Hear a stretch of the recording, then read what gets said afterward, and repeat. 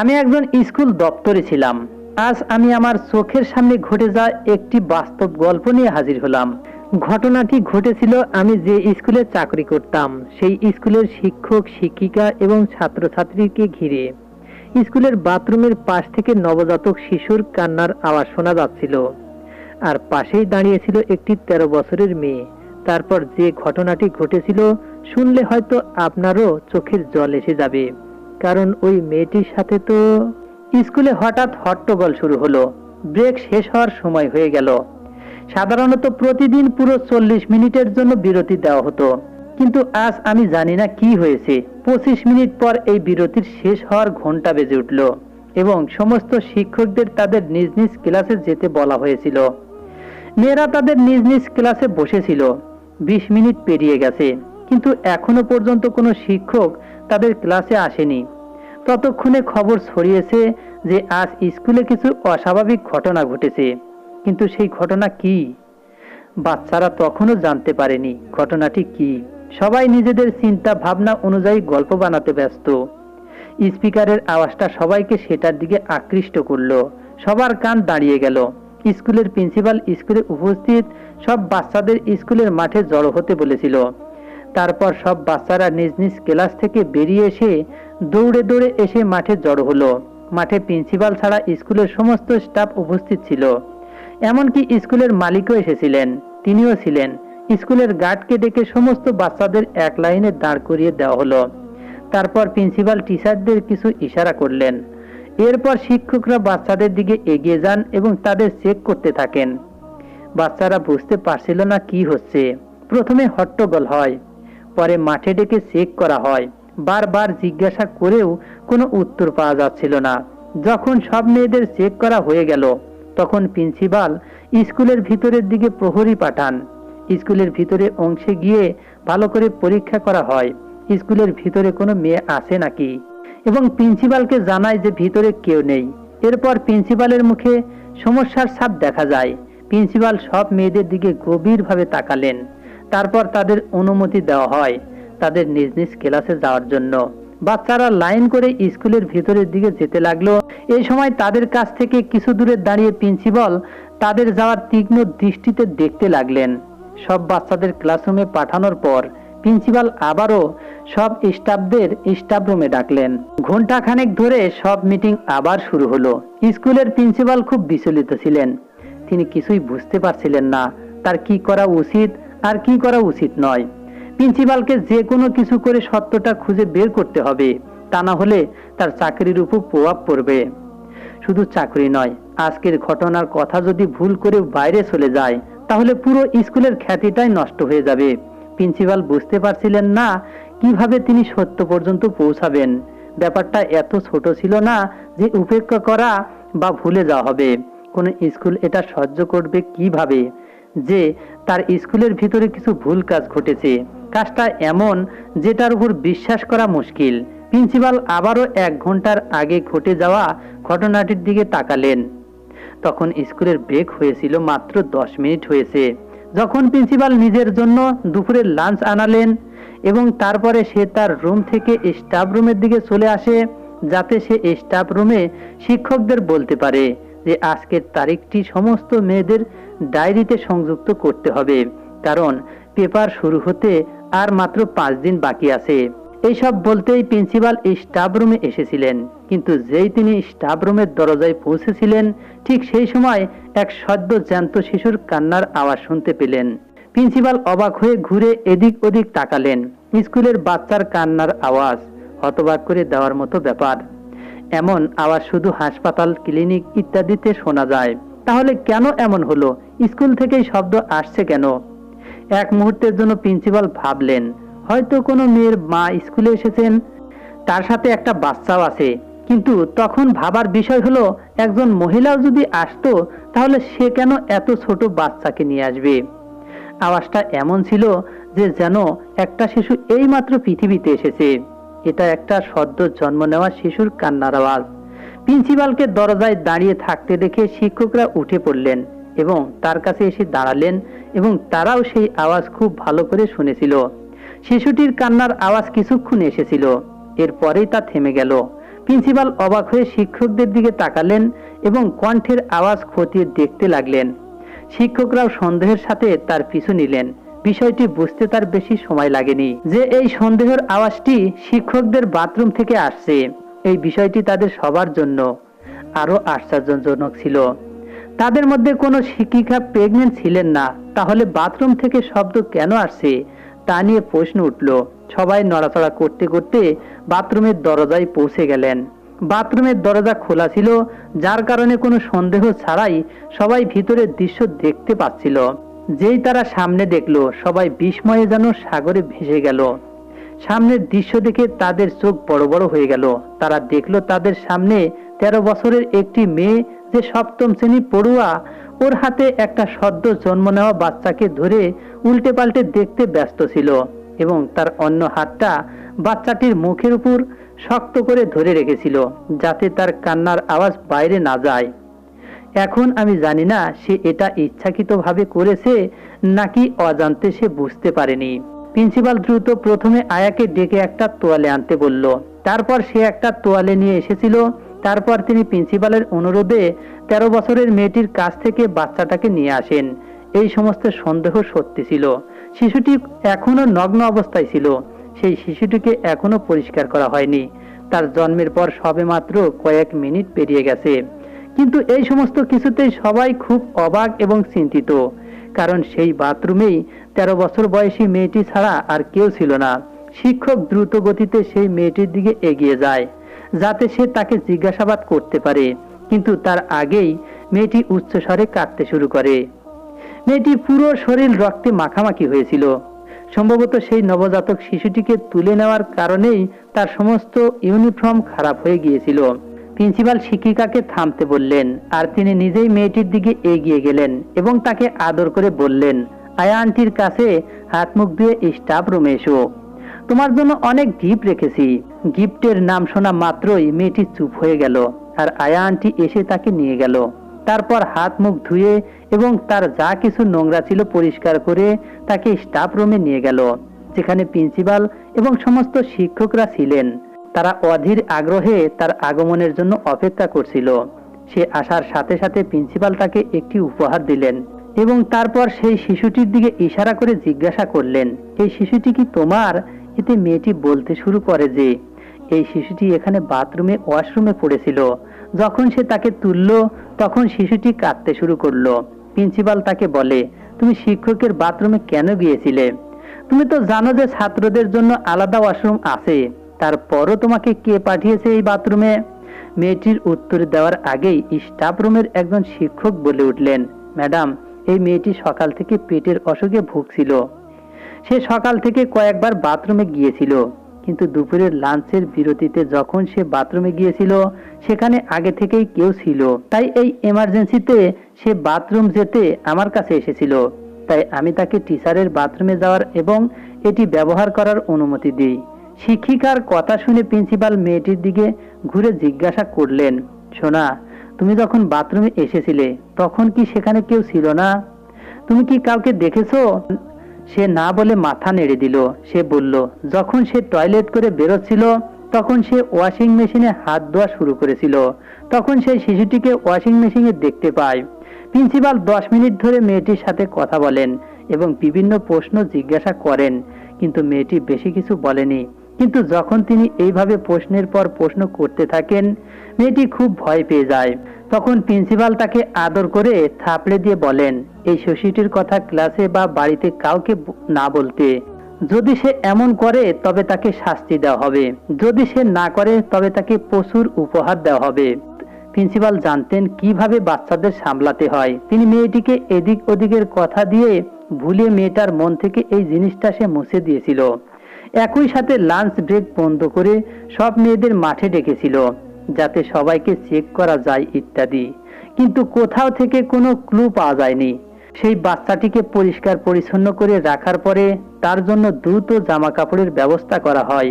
সেই সময় শিশুটি স্টাফ রুমের টেবিলে ছিল, যখন সমস্ত শিক্ষক এবং অন্য সবাই উদ্বিগ্নভাবে প্রিন্সিপালের দিকে তাকিয়েছিলেন।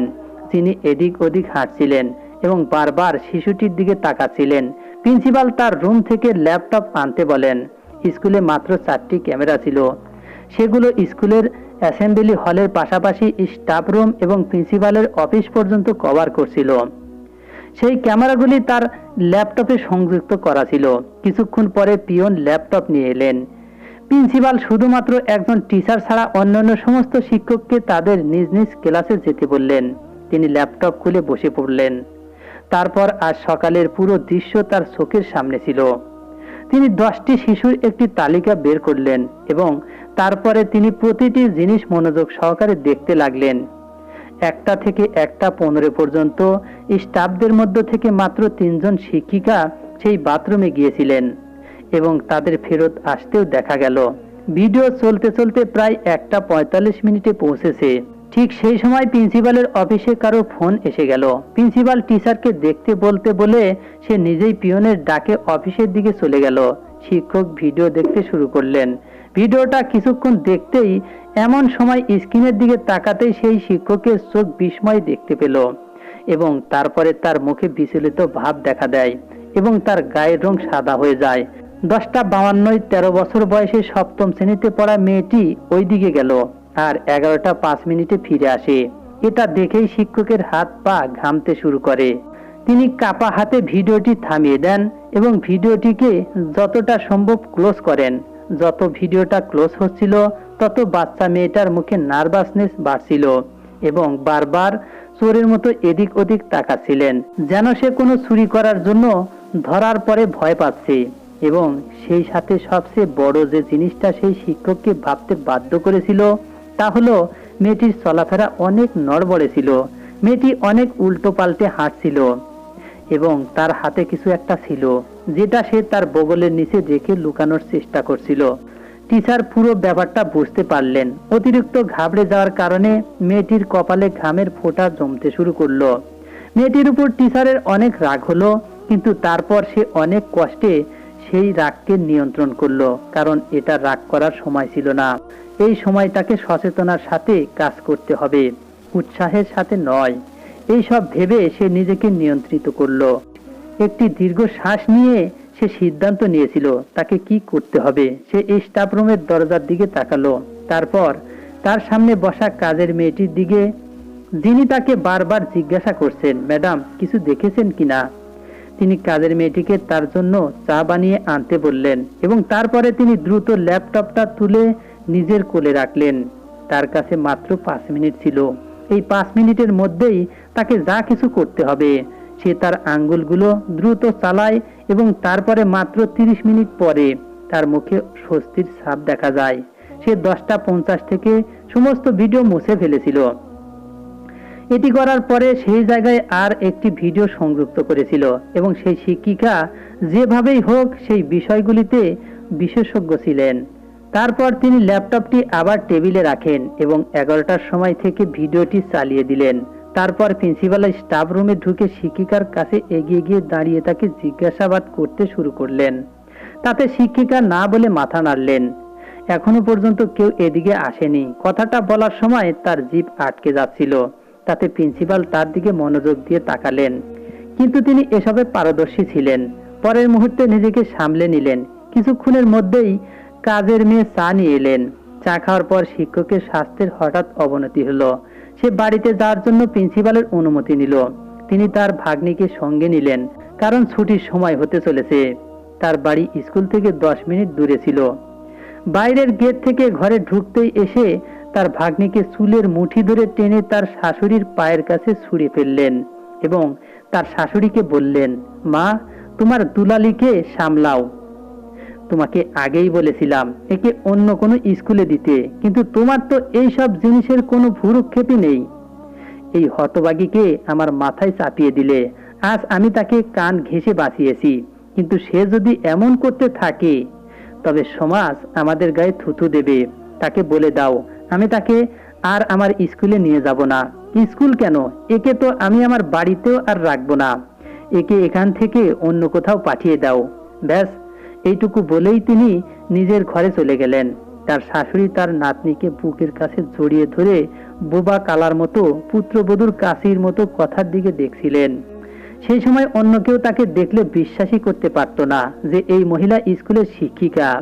যাই হোক, তিনি পুত্রবধূর দিকে 3-4টি কথা বিড়বিড় করে বলে তিনি তার নাতনির দিকে মনোযোগ দিলেন, যার গায়ের রং হলুদ হয়ে গিয়েছিল। তার হাত পা ঠান্ডা হয়ে আসছিল। ঠিক সেই মুহূর্তে সে তার পায়ে ভেজা কিছু অনুভব করলো। তারপর সামনে তার পায়ের দিকে তাকাতেই তার মাথা ঘুরে গেল। তার পুরো পা রক্তে ভরে গেছে। দেখেই সে চমকে উঠল। তার নাতনি তার কোলে অজ্ঞান হয়ে পড়েছিল। নাতনির অবস্থা দেখে সে অনেক ঘাবড়ে যায়। অনেক কষ্টে নিজেকে সামলে নিয়ে তার নাতনিকে দ্রুত নিকটবর্তী হাসপাতালে নিয়ে যায়। সেখানে সেই বাচ্চাটাকে তাড়াতাড়ি ইমার্জেন্সিতে নিয়ে যাওয়া হলো। ইমার্জেন্সির বাইরে এসে দুশ্চিন্তা করতে করতে এদিক ওদিক পাক খাচ্ছিলেন। কিছুক্ষণ পর বাইরে এসে ডাক্তার যা বললেন তা শুনে তিনি তার কানকে বিশ্বাস করতে পারছিলেন না। কারণ এটি এমন কিছু ছিল যা অবিশ্বাস্য ছিল। কিভাবে এটি 13 বছরের মেয়ের সাথে এইসব ঘটতে পারে? সে একেবারে আতঙ্কিত ছিল। এখন ডাক্তার যা বলেছিলেন তা ভুল ছিল না। তাকে 2 ঘন্টা হাসপাতালে রাখার পর তার নাতনিকে বাড়ি পাঠিয়ে দেওয়া হলো। তার জ্ঞান এসেছিল, কিন্তু সে একদম চুপ করেছিল, যেন তার ঠোঁটে কেউ তালা লাগিয়ে দিয়েছে। 1000 ডাকার পরেও সে কথা বলছিল না। পরবর্তী 5 দিন সে তার নাতনিকে স্কুলে পাঠালো না। কিন্তু 6ষ্ঠ দিন পরীক্ষার জন্য তাকে আটকাতে পারল না। নিজে গিয়ে তাকে স্কুলে দিয়ে এলো। তিনি প্রিন্সিপালের সঙ্গে একবার দেখা করতে চাইলেন, যাতে উনি তাকে জিজ্ঞাসাবাদ করতে পারেন যে এটা কেমন স্কুল, এখানে বাচ্চাদের সাথে কত কিছু হয়ে যায়, আর স্কুলে কেউ তার খবর পর্যন্ত রাখে না। এই লোকগুলো এত উদাসীন কেন ছিল? কিন্তু প্রিন্সিপালের সঙ্গে তার দেখা হলো না। অন্যদিকে বাচ্চা মেয়েটা গিয়ে নিজের ক্লাসে পৌঁছালো। শিক্ষিকা তাকে তাড়াতাড়ি অফিসে যেতে বলে দিল। প্রিন্সিপাল ডেকেছে শুনে বাচ্চাটা একদম ঘাবড়ে গেল। তার মাথায় ঘাম জমতে শুরু করলো। এই জিনিসটাই তো সে ভয় পাচ্ছিল। এই জন্যই তো সে 10 দিন স্কুলে আসেনি। সে জানতো প্রিন্সিপাল তাকে কেন ডেকেছে। সে তখন যেতে চাইল না। অনেক কষ্ট করে এসে ক্লাসে বসে রইল, কারণ ক্লাসের বাকি মেয়েরা তার দিকে বাঁকা নজরে তাকিয়ে সবাই তার থেকে দূরে গিয়ে বসেছিল, যেন মেয়েটা অদেখা জিনিস। কোনো মেয়ে তার সঙ্গে কথা বলার জন্য প্রস্তুত ছিল না। এমনকি তার প্রিয় বান্ধবীও তাকে খারাপ খারাপ কথা বলে তার থেকে আলাদা হয়ে গিয়েছিল। তার উপরে শিক্ষিকার তীক্ষ্ণ নজর তার ভেতরে অবধি ফাটিয়ে দিচ্ছিল। এমন সময় প্রিন্সিপালের ডাক শুনে সে প্রচন্ড সমস্যায় পড়েছিল এবং নিজের মাথা নিচের দিকে করে কাঁদতে শুরু করে।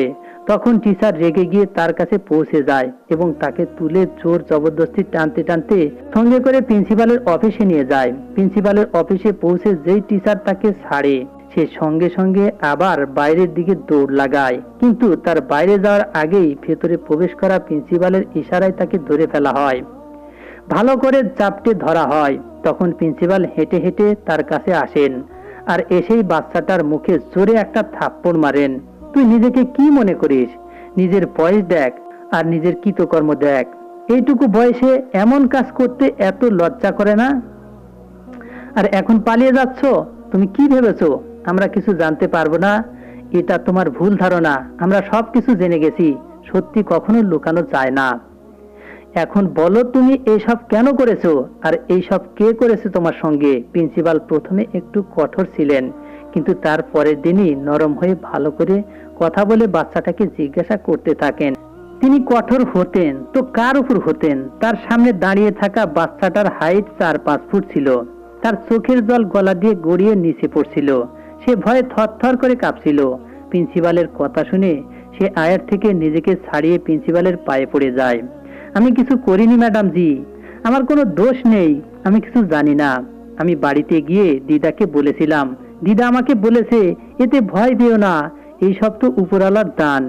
তুমি বিচলিত হইও না, আমি সত্যি কথা বলছি ম্যাডাম জি, আমাকে বিশ্বাস করুন, আমি কিছু করিনি, আমি নোংরা না। সব মেয়েরা আমাকে নোংরা বলছে ম্যাডাম জি, আমি একদম নোংরা না।